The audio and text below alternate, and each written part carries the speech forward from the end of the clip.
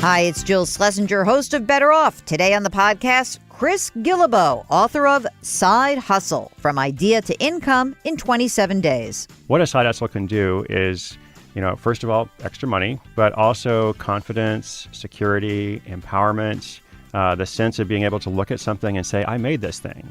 And I've got a job. Maybe I like my job. That's great. But I've got this other thing that I am cultivating on my own, and I look forward to it. And when I get the PayPal notification that somebody has sent me money, it just feels really good. So it's a backup plan, more options. Ultimately, it's about more freedom. Welcome to the Better Off podcast. I'm Jill Schlesinger. We're sponsored by Betterment, the largest independent online financial advisor. We have a great treat today. Chris Guillebeau. It looks like Guillebeau, but it's Guillebeau. He has written a book called Side Hustle, From Idea to Income in 27 Days. This guy is a New York Times bestseller. He wrote the $100 Startup, but he is a delightful guest. He is a wonderful storyteller, and he is going to help you understand that you don't need to be an entrepreneur to get another stream of income. His personal life story is inspiring. It should help inspire you. The book is great. He's also the host of the Side Hustle School podcast, which you should absolutely subscribe to. But I learned a lot. I became pals with him. Yeah, we're texting each other now. That's how you know you've done a good interview. You want to text with the guy you've just interviewed.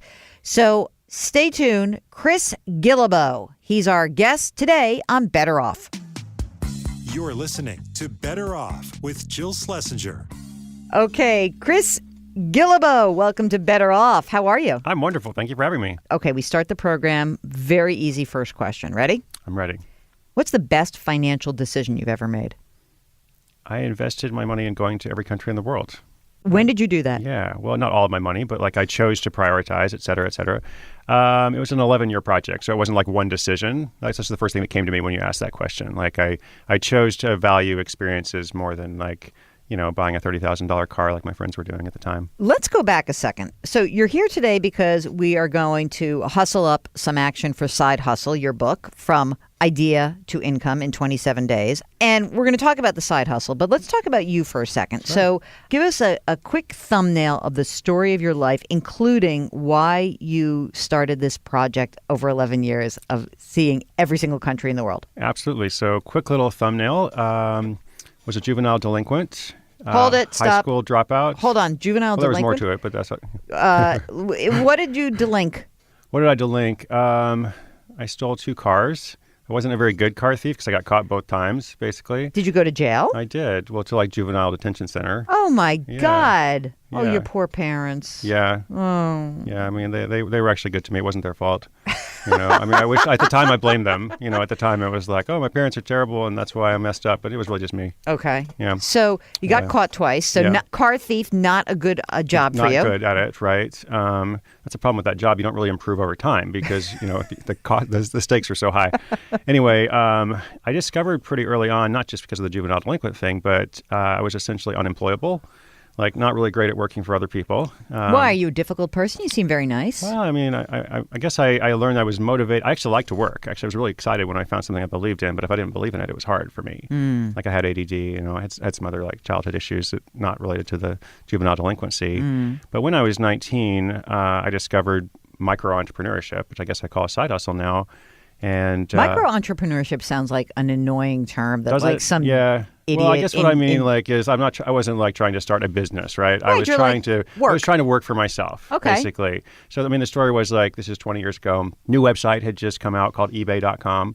I've heard of that. Yeah, some people have. Interesting. And at the time I was working at FedEx in Memphis, Tennessee, in the middle of the night, loading boxes on a truck, and I got paid $8 an hour to do that. So ebay.com, I discovered I could sell stuff, and I made $16 an hour the first time I tried it. And I didn't know anything about what I was doing. I wasn't what a good were you selling? copywriter. Well, I started by selling stuff from around my apartment, and that was great until I ran out of stuff to sell. But it was a good entry point. It was my gateway. Well, give me an example of something you sold in your apartment. Oh, random stuff. Video games, video games, clothes. I had Lego sets, from when I was a kid, sold those, And then in the early days of eBay, this is a little fun fact, it was totally a seller's market because it was so new. Everybody's like, wow, this auction site. You could literally like go to the store and buy something and sell it on eBay and people would pay more for it because it was like on the internet. Right, right. So that didn't last, of course, but it was, for me, it was the thrill of it, the attraction of it, the idea that like I'm making this for myself, and if I get better at copywriting, then I can probably sell more. And if I start looking at the completed auctions and see like what's being sold and at what price, and then I try to track it back and see, okay, where's the distributor? I really, really like that. Actually kind of fell into that. So to fast forward a bit, I did stuff like that in a variety of ways for just about 8 years. And as part of that time, I lived overseas in West Africa as an aid worker. Really? And my side hustles allowed me to do that, basically. And I had a great experience there, transformative, life-changing, all that kind of stuff. And eventually came back to the U.S. And started a new career, a new project of going to every country in the world. When you were in West Africa, and I mean, that's obviously pretty intense, was it fun for you? Was it hard for you? Give me like a description of like how long were you there? 4 years. Wow. 4 years, 2002 to 2006. I don't know if fun is the word, but I loved it. Rewarding. Yeah, rewarding. It was incredible. Like I was just working in logistics. Like I had no real skills, I had a degree in sociology by that point, but that also means you're unemployable, which was convenient, given my personality.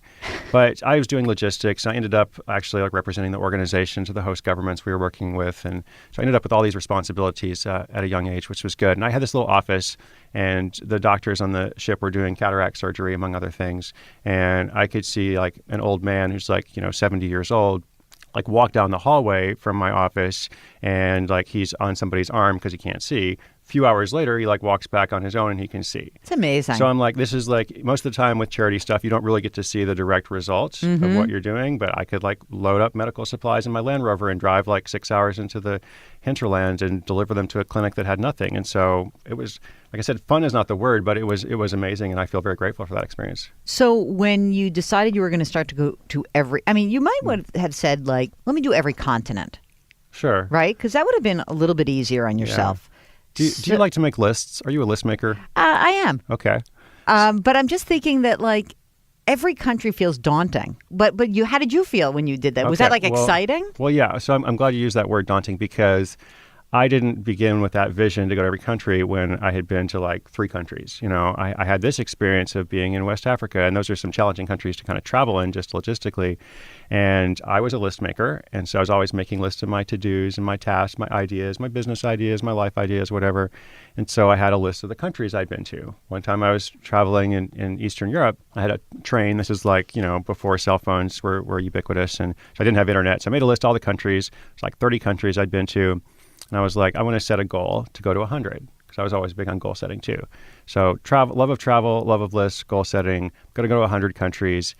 As I got closer to achieving that goal, at first it was like 100 countries sometime in my life, no deadline. Yeah. But then I realized it's actually not that hard to do. Real? Well, no, there's a lot of small countries, in Eastern Europe. In Europe, in the Caribbean, even in Southeast Asia. It's not hard to get, so it's like the real challenge is, to basically double up and to go, it's not just twice as many, it's that there's no exception to it. Because with 100, if you run into a difficulty somewhere, you just go somewhere else. How many are there? 193. Total? There's 193 countries in the world. Yeah. And you had already done 100 by what, in your 20s? 30s? Yeah. I mean, officially began the quest around like country number 70. The first half of it was completely private. I think that's important to mention. Like I didn't have any public profile. I wasn't writing about it. There was no business model. I didn't even have a Facebook profile. Like it was just my personal thing. Like I really love the idea of it. Right. But then things kind of changed about halfway through when I started a blog, The Art of Nonconformity. That was initially to chronicle that journey. I'm like, hey, everybody, I'm going to go to every country in the world, going to set a deadline by my 35th birthday. I thought that was important. Like every good goal has a deadline.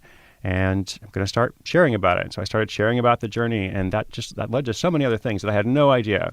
This conversation that we're having now is a result of that decision basically 10 years ago to share my work with the world. I hate to do this to you because it's probably like a boring question, but I'm interested. What's my favorite country? Well, I want to say that. I don't like to do number 1, but I'm like, let's do like top 5 okay. where you're like, holy smokes, this this blew my mind. Okay. And it doesn't have to be the place where you had the most fun. Yeah. But just like the whole experience of being there. No, I like those parameters because I think travel is very contextual. Yeah. You know, and you can go to an amazing country and have a miserable time, or Absolutely. vice versa, right? So I'm going to pick South Africa. I was there for several months, and it was really great. You know, I loved it. While we're still on that continent, I'm going to pick Liberia just because I lived there for a year right after a civil war, and actually really remarkable to see like the hardship, but also some transformative stories of people just kind of making it, you know, and like we're talking more or less about entrepreneurship today, like roughly speaking. And the interesting thing about Liberia or lots of other parts of the world is that everybody's an entrepreneur. They don't go around like waving this flag like I am a small business owner. Right. But that's what they do because there's no formal economy. Right. Like, they're just hustling one way or another. And so I like that. Australia, totally different context and part of the world. Just love Australia. I could live there. Which city? I would live in Sydney, actually. Excellent. I like Melbourne, but I would live in Sydney myself. No, let me know. I've got relatives there. Good. Aunt, uncle, cousins. Oh, good. Yeah. Good. I'll we hook have you up. relatives in good places. Yeah. That's good. And so what have we done? 3 so far. I'll pick Laos in Southeast Asia.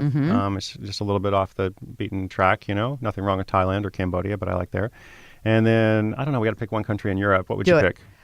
I would put it's not a European country, but I would put Turkey. Okay. I love Turkey. Sure. Well, Turkey is European and Asian, depending on which part you're in, right? Exactly. So I thought that my mind was going to explode when I was in Turkey. I was so into it. I'm not as big into, I liked China. It wasn't, I like Shanghai. Like, I'm a city person Sure. also. I like Singapore and Hong Kong a little bit better than mainland China myself. Yeah. I mean, Hong Kong's fun. It's sort of like the Wild West a little bit. I guess that, like, in Europe, I would have to, city-wise, I've lived in London, so it's like New York to me, so it's kind of like home-ish. And, Italy, I just want to eat. Great. I just want to eat. Sure. That's all I want to do. Who doesn't? All right, let's get back to you. Who cares about me? Chris, why did you write this book, Side Hustle? So I learned over time, not everybody is like me, right? Not everybody is unemployable. Well, not everybody is a failed car thief. Well, that too. Think about that. But that's the next book, you know. This is, so last year I had another book out. I did a tour to 30 cities. It was really interesting because I had this whole message about like how to find the work you were born to do. And I noticed that people responded disproportionately to this whole part of having a side hustle. I talked about that for like 1 minute of my 30-minute stump speech. It's the only thing people cared about. Really? Like 50% of the questions afterwards were like, wait a minute, can you tell me more about that? And Interesting. I've been writing about this side hustles, for 8 years in different ways. But I do feel like there's just this renewed interest in it. And so I really was like, I do a lot of different stuff. I'm kind of all over the map. I have ADD. But I wanted to focus on this. And so I was like, this year I'm going to write the Side Hustle book. I'm going to do a 100-city tour. I have a podcast, where every single day I'm telling a story. Sure, it's called Side Hustle School. 7 days a week, 10 minutes a day. I love this book. Okay, truth be told, I sort of like got the book. Mark gives it to me. I'm like, this guy sounds kind of interesting. And I saw the book and I'm like, nah, this is going to suck. Yeah. I literally thought Fair enough. that. I mean, a lot of books suck. You know that, yeah, right? I do, of course.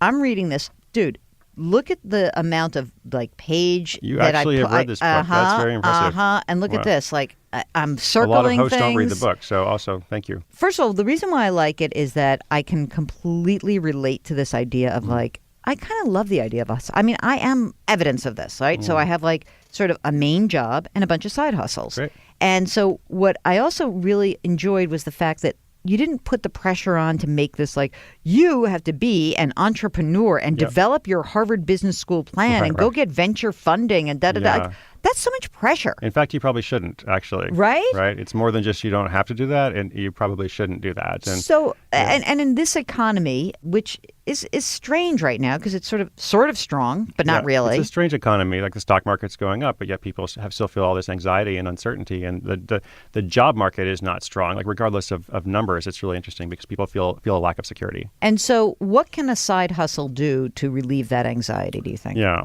So I don't think I gave you a good answer before. I didn't give you a complete answer of like why I did this.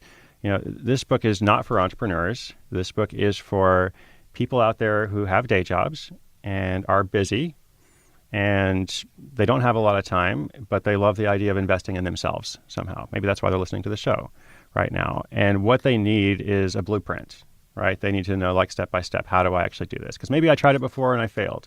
Or maybe I'm like on the outside looking in, see other people that are doing this. But, what should I do? Should I go and participate in the gig economy? Like, absolutely not, in my opinion. But we can come to that. Like, you should create an asset for yourself, which is what this book is about. What a side hustle can do is First of all, extra money. That's great. Let's Love just start it. with that, right? But also confidence, security, empowerment, the sense of being able to look at something and say, I made this thing.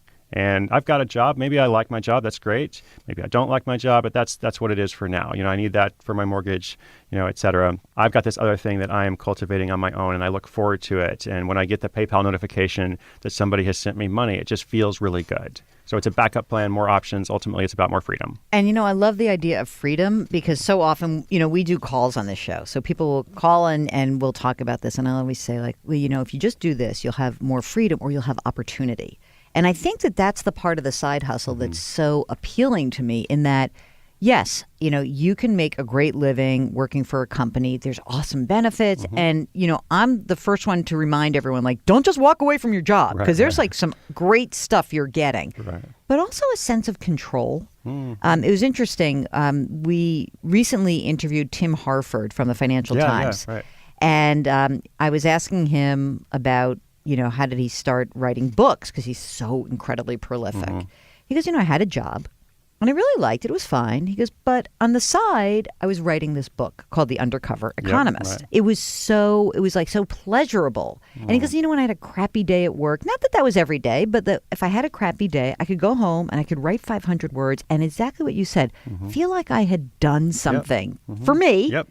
And he didn't even think about monetizing it. Right. He just was doing it because he needed an outlet. Right. And I think that's also a piece of this that's really a important. creative outlet, doing something that's different apart from your day job, for sure. So you took a shot at the gig economy. Sure. So what's the difference between being part of the gig economy versus exploring a side hustle? Right. So, first things, I think the side hustle phrase is kind of, ubiquitous in the culture and people are talking about it all the time, but they have different definitions about it. So some people might talk about the gig economy as like, this is my side hustle.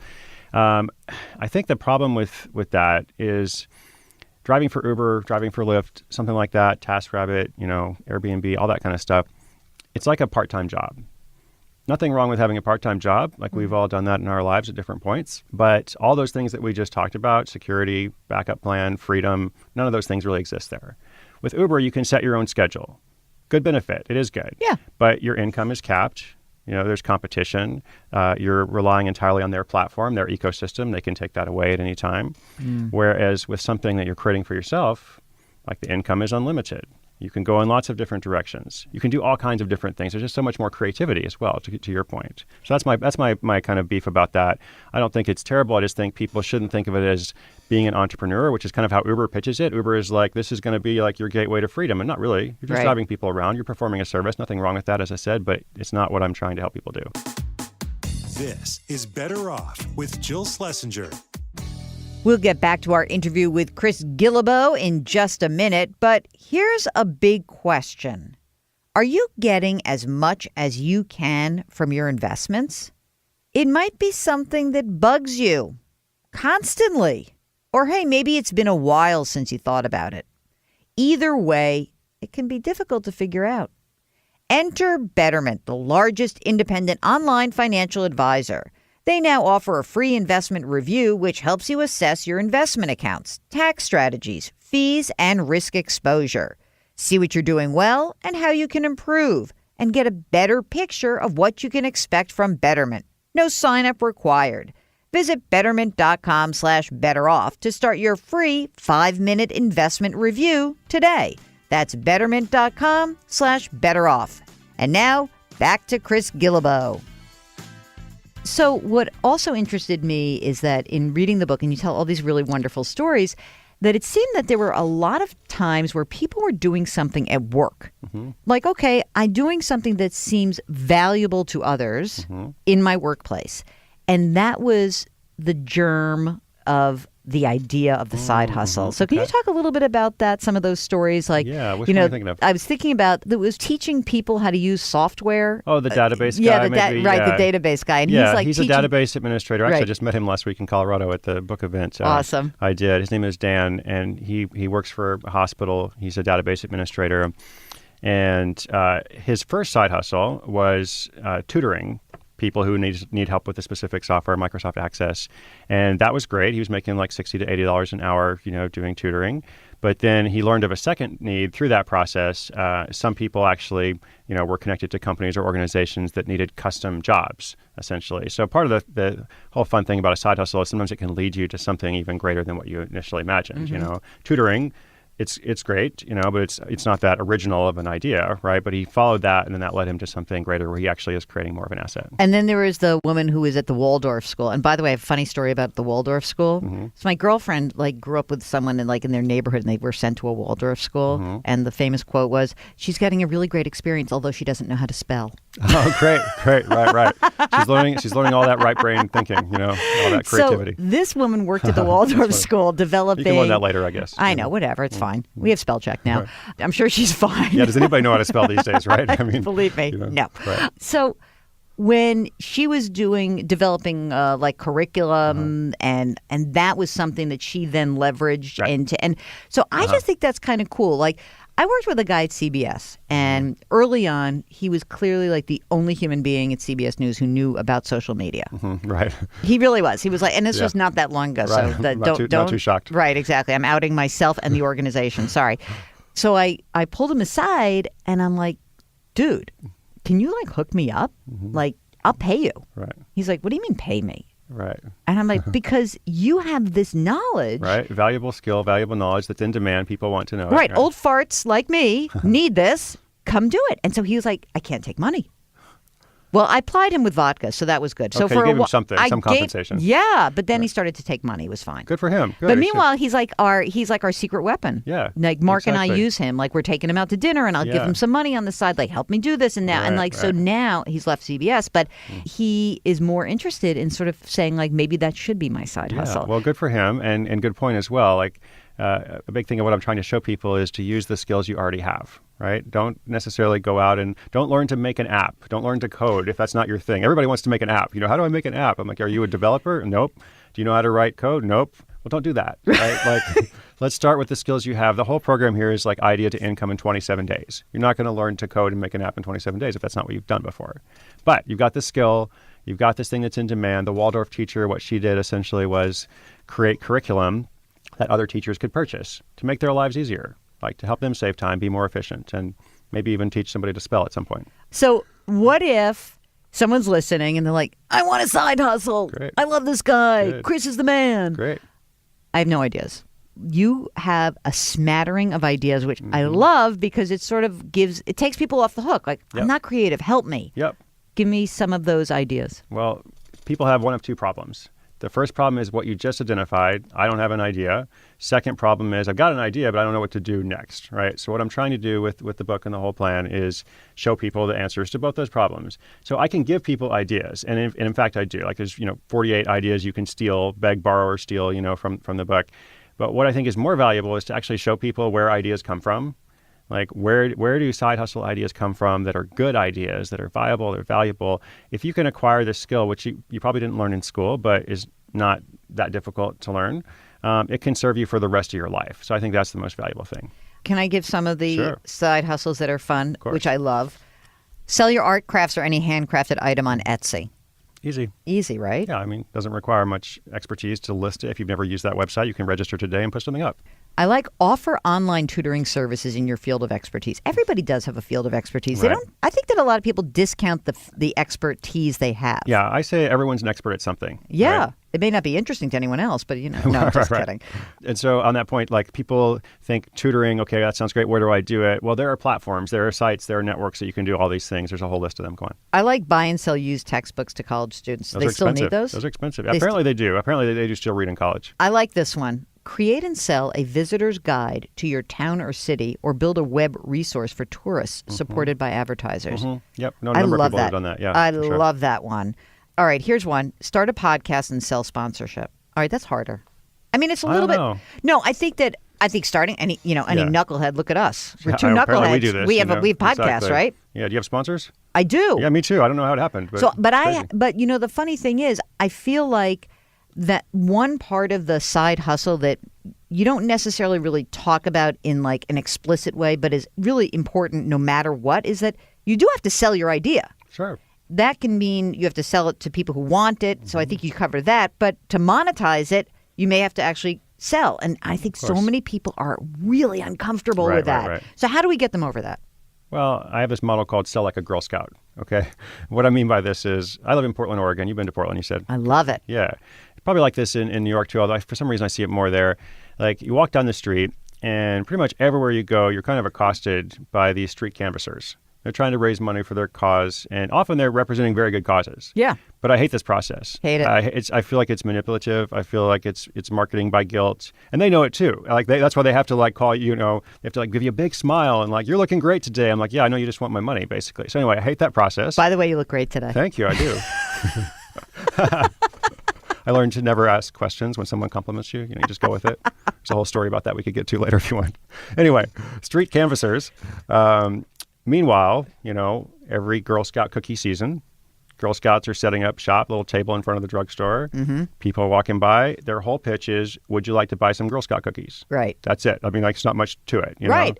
And what happens? You buy them. Everybody buys them. They're so cute, though, those girls. Yeah. You think it's the prop? I think it's the cookies, to be honest. I mean, the cookies are good. Yeah. So the whole goal is like, how can you put yourself in a position of marketing like a Girl Scout instead of a street canvasser? Yeah. Because they're both selling, but one of Right. them is kind of icky. Yeah. And one of them is kind of awesome. So how do you do it? So you make something that people want, and you find those people. And you find where they are. Yeah, exactly. Right. And so I have this lesson about take your customer, your imaginary customer, to imaginary coffee, and you really figure out who these people are. And it's not so much about a target market.